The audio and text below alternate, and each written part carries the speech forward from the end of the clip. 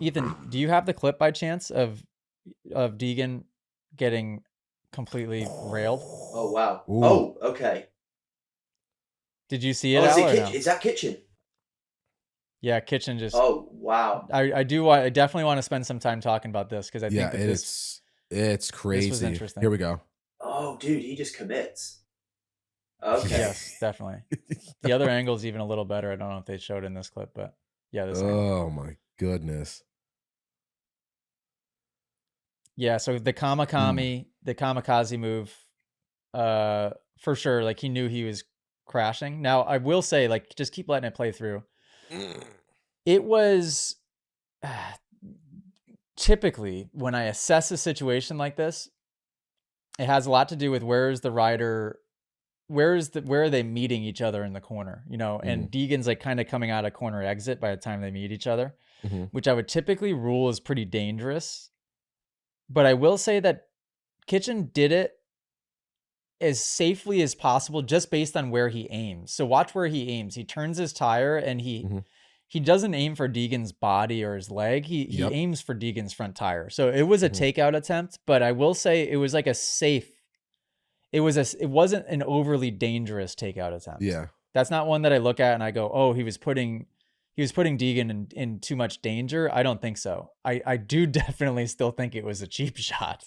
Oh, right? for sure. You can see the angle, like that angle in engineering, but like that vector angle that he was like coming in at, like to like really took up a lot of that, the cut down a lot of the real estate of that corner. Like that angle, like right there, I was like, that is you're in there to do some damage. He's also cutting You know? he's also cutting across the ruts, right? So he's not intending on turning there at all. He thought over that roller before that section, he knew what he was going to do there. For sure. Yeah. So, and I've done that.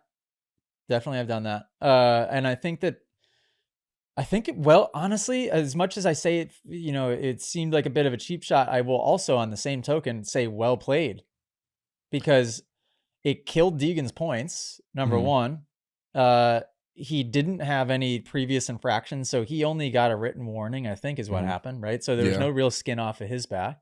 Yep. Slap on the wrist. He got up and finished in front of Deegan, which it did kind of screw his race though. So that's a negative. But I think the bigger overall picture here is dominance. And I think that it's good to, somebody needs to do this to Deegan at some point.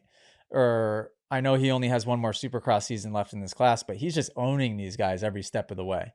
Result wise, smack talk wise, mental game. Takeout wise, like nobody's really ever had the upper hand on Deegan in like an aggressive situation. I will say, I don't think doing that to Deegan is the answer. You just won't get in his head doing that. You'll just piss him off, right?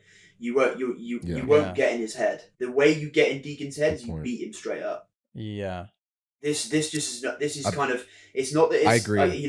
I guess it is kind of a cheap shot. This to me, just looks like it's a lack of patience, a bit too much urgency to kind of make a point here. I think if Kitchen had straight up beat Deegan in this race, or even in that corner, if he'd have straight up passed Deegan, that's how you get in Deegan's head. You don't take him out. You just straight up pass him. I like that. Yeah, which right now won't happen. That's the problem. But going back to like what Al said, the one time, I think we even talked about it, AJ, the one time that we did see Deegan maybe not flustered, but like thinking a little bit, was when he was racing Davies West Coast earlier this season, right? So that, like, when he got beat straight up by Davies, you could see him doing a little bit, like, obviously it wasn't to the level where it was going to like really damper his race or do anything super stupid, but you can see him getting a little like over hesitant with some of his movements and stuff, because it was getting to him like, dude, this guy, he doesn't have to play any mind games. He's just straight up fast. You know what I mean? So that's a really good point. The reason Kitchen goes down here is I think he's holding his breath.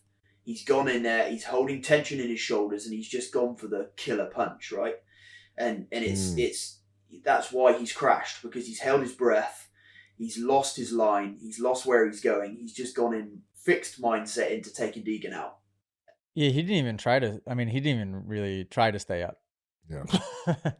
No, that way he was going in with one goal only. Yeah, and I thought it was interesting. It was definitely entertaining, but then at the same time not. And usually I say not, and I think it's really not cool because it's dangerous. Like I said, in watching this one, I do think he did it as safely as he could have done a pretty blatant takeout. But still, and I agree with your guys' opinion. If you guys enjoyed that podcast clip, you can listen to full episodes on Apple Music and Spotify.